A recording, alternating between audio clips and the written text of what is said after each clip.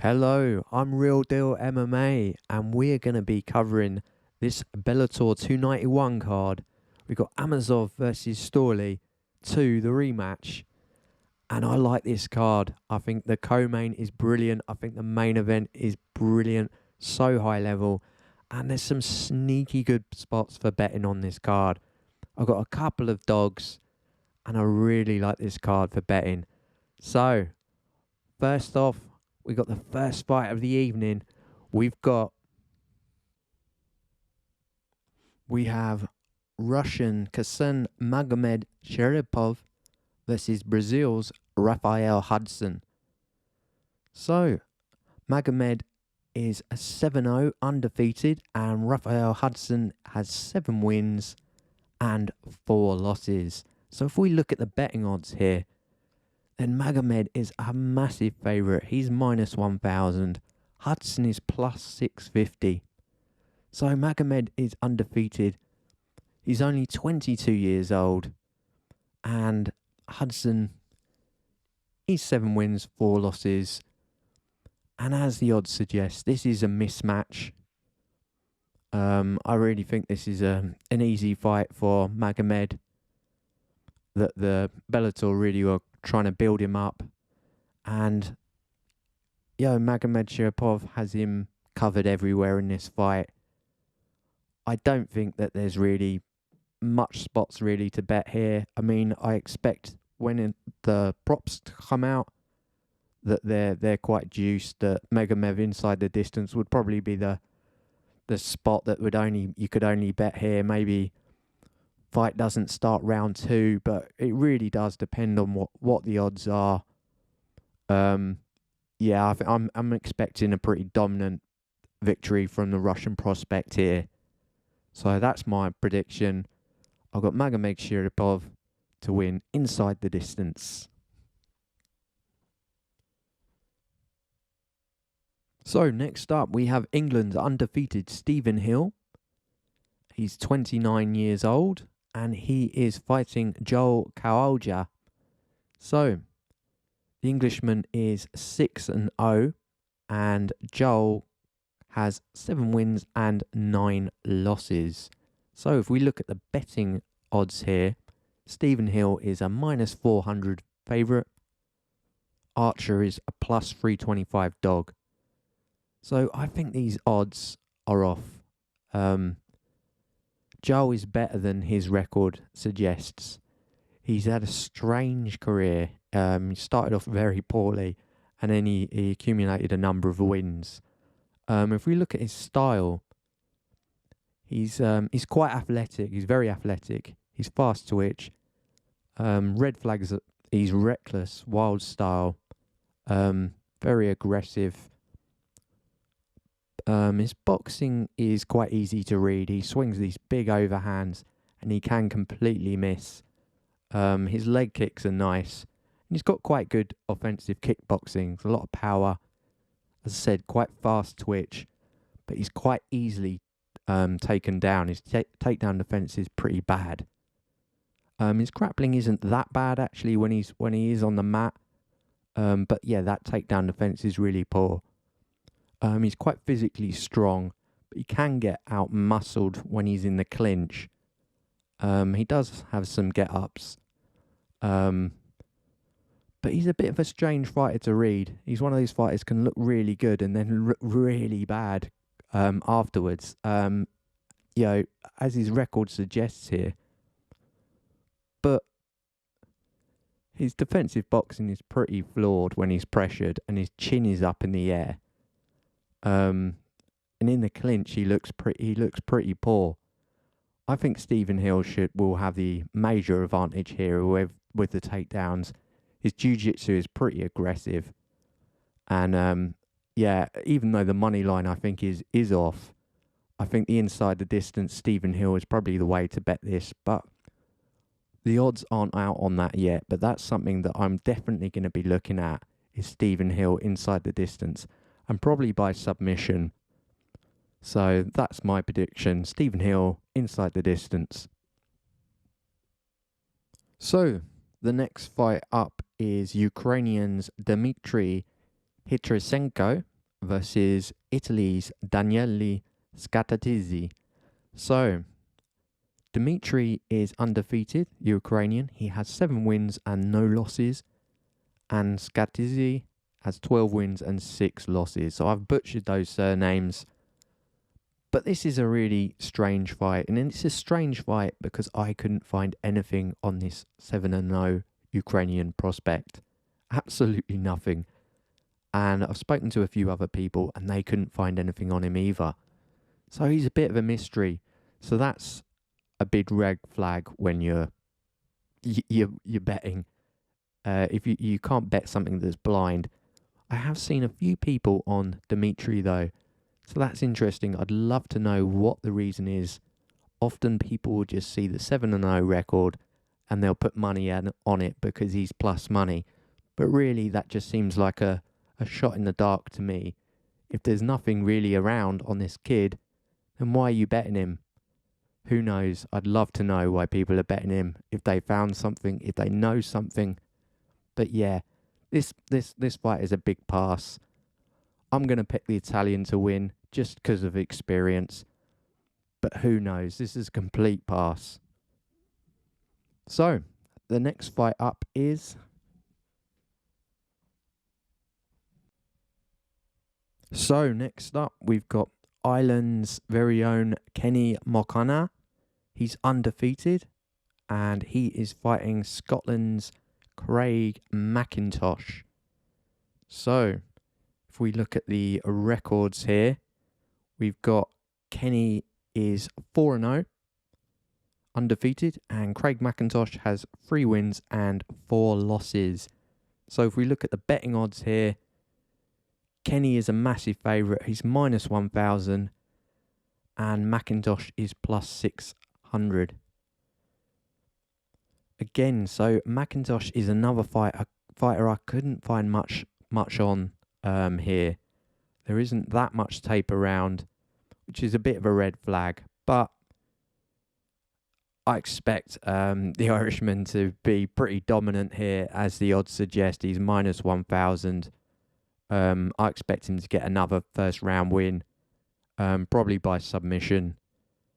McIntosh has a losing record, and this looks like a layup for Kenny here. And I expect this fight to be under and be over pretty quickly. But I would pass on this fight because, again, we don't really know too much about McIntosh. I'm not expecting the inside the distance to have any value on it. I should expect it to be pretty chalky. But it'd be interesting to see what it's priced at, what the first round is priced at, to see if it is backable. But yeah, I'm backing Kenny Mokhonoana to win. Pretty dominant inside the distance here. So, next fight up.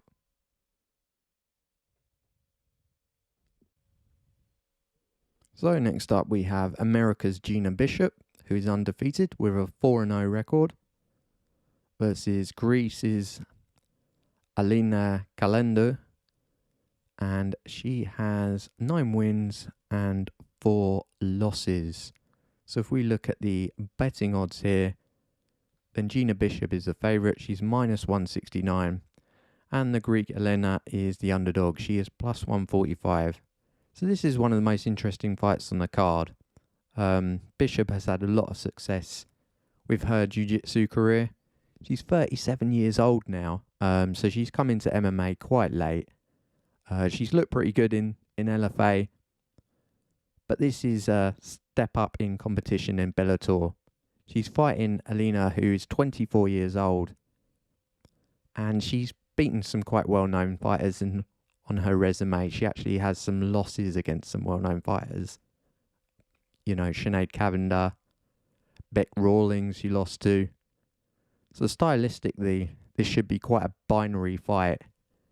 Elina is quite well-rounded, but she's very much outmatched on the ground here. I mean, if this does go to your ground, which I expect it would do, then she will likely be subbed here. But at the age of 24, Elina is actually 12 years younger, so she'll definitely have that big advantage for her. And at 24, she's actually quite experienced. Now, if we look at Jena, she has this jiu-jitsu pedigree. And when you watch her, she's really quite smooth with her transitions, very effective on the ground, and she's actually got quite nice ground and pound. So I expect Jena to get the sub here. And, she could get the sub or she could get the ground and pound. Elina looks quite mediocre when she plays guard. She can be controlled quite relatively easily. But it really depends if Bishop can get the takedowns here, and I think she will. And that's probably how I would bet her. I would look to bet the Bishop inside the distance. So my final prediction is Jena Bishop wins, and I think she wins inside the distance. I like the money line odds here. Seen fair few people on the other side here, and I don't see it. I think there's major red flags with regards to Elina's grappling that Jena can definitely take advantage of. And I expect her to get the takedowns here. If she doesn't, she loses the fight. But she will get the takedowns, and I like the finish here. So I'm going to be betting her on the money line, and I'm definitely going to be looking for those inside the distance props. So Jena Bishop wins inside the distance. So next up, we've got an interesting fight. We've got two young prospects. We've got Asaël Adjoudj from France, who has a 4-1 record, and we have McCracken, who's undefeated with a 3-0 record. So if we look at the betting odds, then Adjoudj is a minus 135 favourite, and McCracken is plus 110. So there's a lot of hype about McCracken. I've heard from a few people about this kid. He's only 21 years old. He's undefeated, and he's looked very good in the small sample size of fights that we have. With the Frenchman, Adjoudj, he's looked good as well. He's more known for his striking, his kickboxing. And Liam, the more the hype is really aimed at his grappling and his jiu-jitsu as well. But I actually like his offensive striking as well. I think that the combos that this guy uses are high level for what he uses to get his takedowns. The kicks that he uses as well, I would guess that you must come from a taekwondo base, because some of those kicks are really effective and nice. It's not the sort of stuff that you get taught at a sort of watered down MMA gym. He's been taught some real technique here. So this is a skilled kid. But again, we haven't got a great sample size, and it might just be that the level of opponent that he's fought is low level. But I do think it's more than that, and this kid is talented. So if we look at this stylistically, Liam slightly reminds me a bit of Paddy Pimblett for a number of reasons. I mean, he's from Liverpool, and he's quite well backed. He's got a big fan base. So what also reminds me about Paddy Pimblett about this guy is there's a few red flags. Maybe I'm nitpicking here, but the head movement isn't particularly good, the boxing side of things. And I don't like that his guard is so low. But maybe I am nitpicking because, like I say, the kicking game of this guy is really nice. The teep kicks are really nice. I like the way he closes distance. And the combos that he uses to get the takedown, the feints, this is really, really nice technique. So I expect him to have success here. I think he will be a level above the Frenchman here. And we're getting plus money. Now there is risk. There's a small sample size. The level has been low. But I believe that the hype will be warranted on this kid. Like I said, I've heard things from people who are in the know say this kid is good. He's legit, and he's going to be a name for the future. So I'm going to happily back him here at plus money. The odds might even flip. We'll see. So I'm picking Liam McCracken wins inside the distance, and I think he gets it done by sub. So next up, we have another home fighter. We've got Darragh Kelly, who has a record of 2 wins and no losses, versus the Frenchman Dorval Jordan, who has a 2-2 record. So Kelly is a massive betting favourite here, and it looks like this is a layup fight for him to make the Irishman look good. I think that's what the plan is, and it shows in the odds. He's a minus 1,000 favourite, and Jordan is plus 600. So there's no inside the distance props yet, and I'm not sure they'll be playable. But I expect Kelly to be a level above here in the grappling. His grappling is legit, and he's got nice leg kicks. I don't want to spend too much time on this fight, but I certainly wouldn't be betting Kelly at these odds. There isn't much I could find on the Frenchman, but with the grappling credentials, I'm expecting a submission here, and again, I would look for the inside the distance and probably the sub and maybe the under 1.5. But I won't be betting on this at the moment. But I'm definitely betting, I'm definitely picking Darragh Kelly to win and inside the distance. And next up, we've got another Irishman. We've got Richie Smullen, who has 9 wins, 2 losses and 1 draw. And he's fighting the Polishman Piotr Niedzielski. I think that's it. Probably been butchered, so I apologise to any Polish fans listening in. So he has a 17-4 record. So if we look at the betting odds here, then Smullen, the Irishman, is plus 210 underdog, and Petra is a minus 250 favourite. So I like the Polishman here, Petra.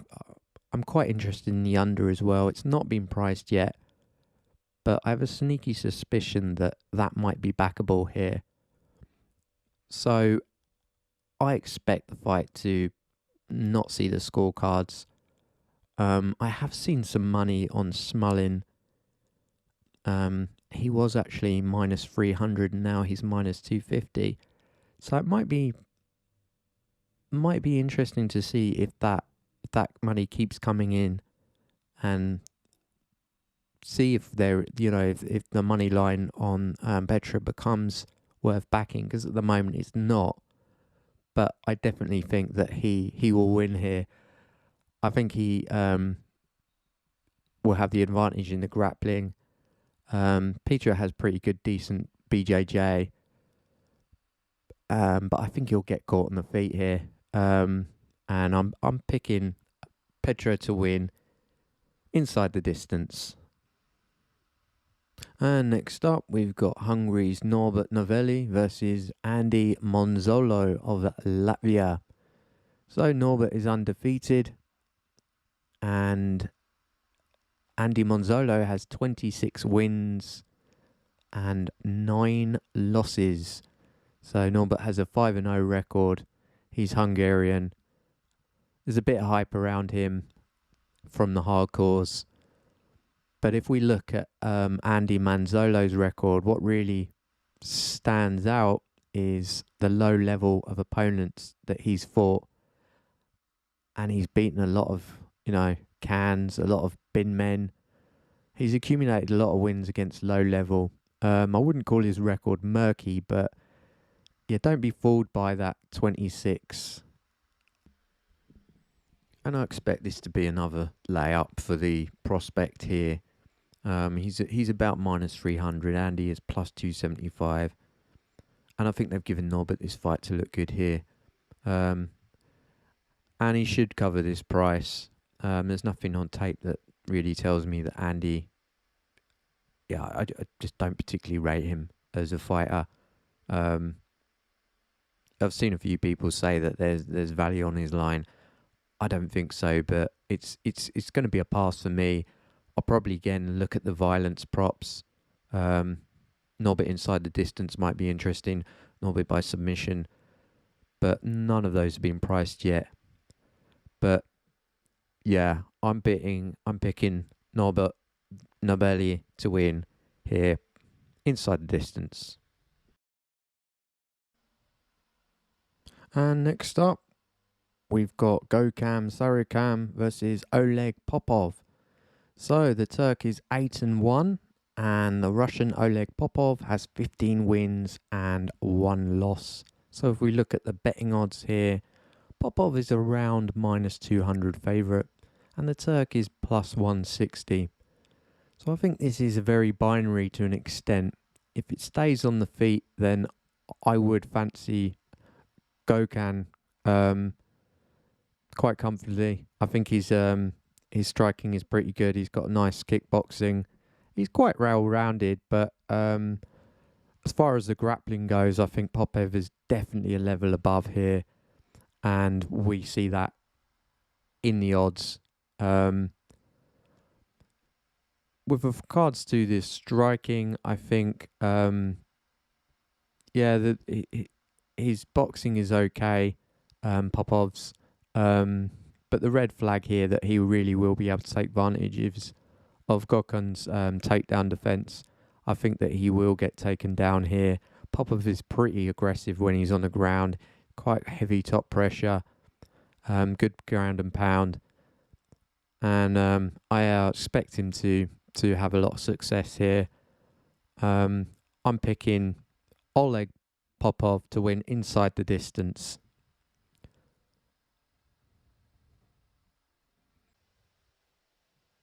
And next up, we've got Charlie Ward. Seems to be on every Irish show, doesn't he, Charlie Ward? And he is fighting Mike Shipman of England. So, Charlie Ward is 42 years old. I was quite surprised at that. I don't think he looks 42. He's got a 10-5 record. 6 wins coming by way of KO, 0 submissions, and 4 decision wins. He's been knocked out 3 times, never been subbed, and he's lost 2 submissions. He's fighting Mike Shipman from England, and he has 14 wins and 4 losses. 8 wins by way of KO, 5 wins by way of submission, and 1 win by decision. So Charlie Ward, maybe there's some bias here, but I pick against this fighter every fight. I've never rated Charlie Ward. I think he's generally done well for his talent base. Yeah, I've often called him a bouncer, no more than a bouncer really. I mean, he's got a lot of power in his hands. Maybe I'm being a bit harsh, but I'm generally surprised he's had this long an MMA career. I always remember him in the UFC getting slam KO'd on the mat. One of the funniest things I've seen in a long time. Mike Shipman, I don't particularly rate him either, but I think he's good enough to beat Charlie Ward here. If we look at the betting odds, then there's no real value here. Maybe it's a bit wide. It's +175 for Charlie Ward and -220 now for Mike Shipman. I wouldn't bet on this fight personally. I certainly wouldn't add Mike Shipman to your parlays, but I am picking him to win, and I think he probably wins inside the distance. So next up, we've got Masajid Rozansky versus Cole Moore fighting out of Northern Ireland. So if we look at Rozansky's record, he's 14-3, and Cole Moore is 10-2. So if we look at the betting odds here, so we have Rozansky is a +120, and Cole Moore is a -145. So I like the dog here. I like Rozansky. I'm not going to be betting him, but I like what I've seen on tape. I think he's definitely a submission threat on the ground. I think he's quite ingenious with what he likes to do. He's pretty skilled grappling. He's physically strong. You know, he likes to back his opponents, just manhandle them. Cole Moore is pretty well rounded. He's got pretty good grappling as well. But yeah, I'm surprised at these odds. Yeah, I'm going to pick Rozansky to get get the win here. I actually think he subs more. So yeah, my final prediction is Masej Rozensky to win by submission. Of Kieran Clark, who's undefeated with a 6-0 record, and he is fighting Lendos Sinis, who has 11 wins and 5 losses. If we look at the betting odds here, then Clark is a minus 500 favourite, and Leonardos is a plus 290. So Sinis is on very short notice here, so that's a red flag to take note of. Would he have had much of a training camp here? We don't really know. So I don't know, you couldn't really bet him here for that reason, really. But, the odds, I think, probably are a bit wide. Sinis is definitely a submission threat. Kieran is quite physically strong. He likes to control his opponents.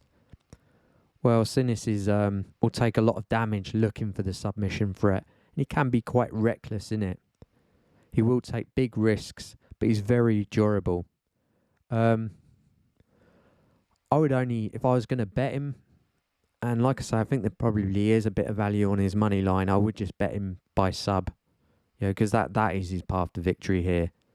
I certainly wouldn't be betting Kieran Clark at these odds. So next up, we've got Sinead Kavanagh versus Janae Harding. So this is a rematch. So this fight is interesting. The odds took me a little bit by surprise. We've got Sinead Kavanagh is quite the big favourite here.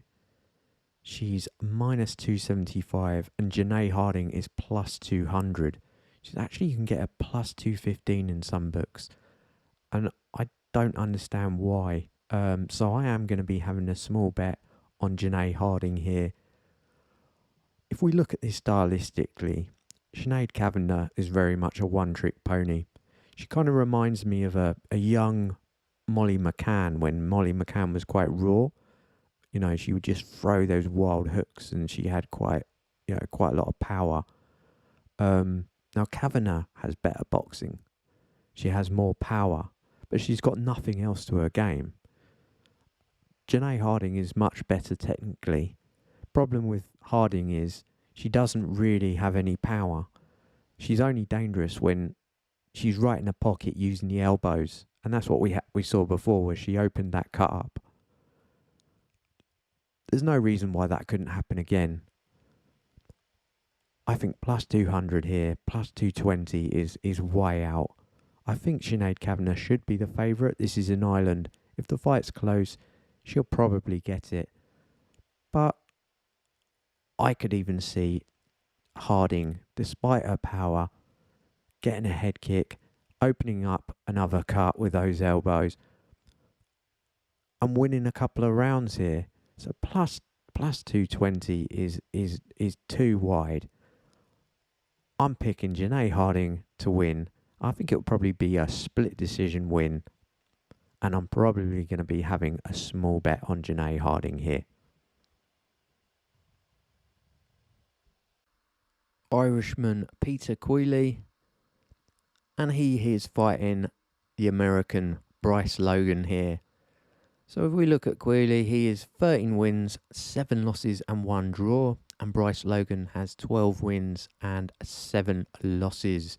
So if we look at the betting odds here, Quinley is a favourite. He's a minus 167. Logan, he's the underdog at plus 170. So right off the bat, from a betting perspective, I wouldn't bet a side here. I think there's probably slight value on Quinley. I expect him to have more success on the feet. But I can't bet him here. I think there is a possibility that this is quite close. But I expect Peter just to do enough on the feet. I think Logan is there to be hit. And I think he'll accumulate strikes. Yeah, I've got Peter Quinley to win by decision here. So next up, we've got the co-main event. Absolutely brilliant fight. We've got Pedro Carvalho versus Jeremy Kennedy. So if we look at the records here, we've got Kennedy has 18 wins and 3 losses. And Pedro has 13 wins and 6 losses. If we look at the betting odds here, Kennedy is a favourite. He's minus 175. And Pedro's the underdog. He's plus 140. I like Jeremy Kennedy here. I think Pedro is going to have some success on the feet. But I still, stylistically, I think this is a bad matchup. Jeremy Kennedy is wrestling. I think he's going to implement it and have success here. I think Pedro is quite good at the get-ups. And if he gets taken down, I expect him to get up. But I think Jeremy Kennedy will have success. Be quite relentless. And just, completely put his mark on the rounds. Pedro does have quite good foot movement, and he's quite quick. But again, I expect Kennedy to have quite a lot of success, and I expect him to close the range and get the clinch and have a success there. Pedro can have flaws with his clinch game, especially against someone like Kennedy. And Kennedy to win by decision here. And I think the odds are backable as well. So, next up, we have the main event. What an absolutely high-level, brilliant fight this is. We've got the Ukrainian Yaroslav Amosov versus the American Logan Storley. So, the unbeaten Amosov, 26-0, versus the American, 14 wins and 1 loss. So, if we look at the betting odds here, Amosov is he's a minus 175 favourite, and Logan is a plus 140 underdog. So this really is a high level fight. This is brilliant fight, and it's much better than the main event in the UFC. I think the co-main event is better than anything on the UFC card either. So I think these are really good main event and a great co-main event here. So if we look at these fighters from a stylistic point of view, this is just really high level stuff. Amosov is really well rounded everywhere. He's got great striking, he's got good grappling, he's got a good clinch game, and his submission game is pretty spot on as well. Logan Storley probably hasn't got the striking game, but his wrestling is legit. He's relentless with his takedowns, and he's physically strong. He's good in the clinch, and his ground and pound is quite brutal. As we saw in the rematch, Storley sort of came into it late in the fight. It was a 3-round fight, and the judges actually had Logan winning that 3rd round fight, but it wasn't enough, and Amosov got the win there. So this fight is 5 rounds. So that's something to take on. If Storley starts well and then finishes well, he could get the decision here. From a finishing perspective, we saw Storley came close to getting a submission there, but he couldn't quite get it. But I don't think he's going to be able to do that this fight. I think if he does win, it will just be from more control time and being a bit more relentless with his takedowns. But it's difficult here. He's really up against it with Amosov. Amosov has got great get-ups. He's physically strong. And he's brilliant with his striking. So it's a difficult fight to predict because, the last fight was close. From an odds perspective, I think the odds are about right. I think Yaroslav will win. I don't know, I've got a sneaky feeling that he actually gets a stoppage here. But it's probably more like that it will be similar to the last fight, and it'll be quite a close fight. Whether the judges score it close or not, I'm not sure, but I think it will be quite close. I'm not against people betting Logan here. there probably is a little bit of value. I actually think the odds are about right. But I'm going to pick Yaroslav Amosov to win here. I think he wins by decision. And it will be close. But I do have a bit of a sneaky feeling that he gets it inside the distance. But yeah, I'm picking the Ukrainian here.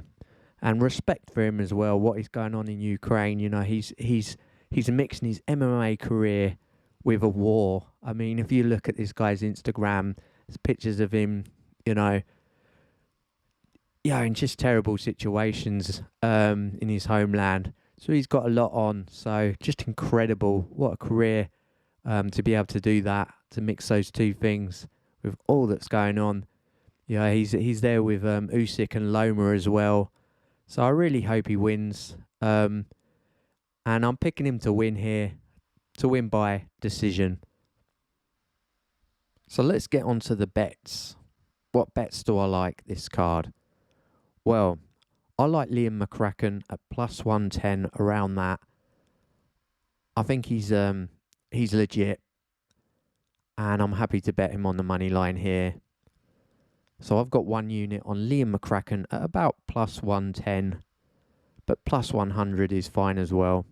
I've got Gina Bishop on the money line. It hasn't been priced yet, but I'm interested in her inside the distance also. I would expect that to be around about plus 150 when it comes out. I'm just guessing there, but it'll probably be around that, and that would be tempting as well. But her on the money line, as I say, there seems to be a lot of money coming in on the Greek girl, and I think Bishop subs her, so I'm quite happy to take Bishop on the money line here. And I've got a very small play, half unit on Harding at plus 200. I don't understand why she's plus 200. So I'm also on Kennedy on the money line. And the bets that I'm very tempted on, I'm quite tempted on Popov. I might put him in a parlay with the Sinis Clark over, but it really depends on what the odds are on that. You could also put Popov in a parlay with Kenny Mokhonoana inside the distance, but it really depends on the odds. I would check my Bet MMA account. So I do track all my bets on a site called betmma.tips, and I have done for 8 years, and I've got 8 years of winning records. So I've never had a losing year. So it's well worth following me on there. I am on Twitter now. Jumped on an old account, friend's old account, rebranded it under my name. But I seem to be a lot of my tweets aren't showing, and my DMs, I'm having issues with my DMs. So it might be well worth really looking at my betmma.tips to see what I'm betting, and I'll leave the link for my betmma.tips and my Twitter account below. So I've been Real Deal MMA. Please subscribe. Again, my YouTube channel, the algorithms haven't been friendly to me at all. So this is why I'm more going to be catering towards the Bellator cards until I get more subscribers. I do want to kind of give out all my bets free, but at the moment it's just not really worth it with regards to the UFC. I'm absolutely killing it with regards to my bets, as usual. So you really do want to check out my BetMMA tips account. A lot of the bets will be free there, and I kind of want to just give them all out for free. I do this full time. So yeah, check out my betmma.tips account, and hopefully it will be, my videos will get pumped a bit more. So if you can subscribe, that'd be absolutely brilliant. So I've been Real Deal MMA, and good luck with your bets.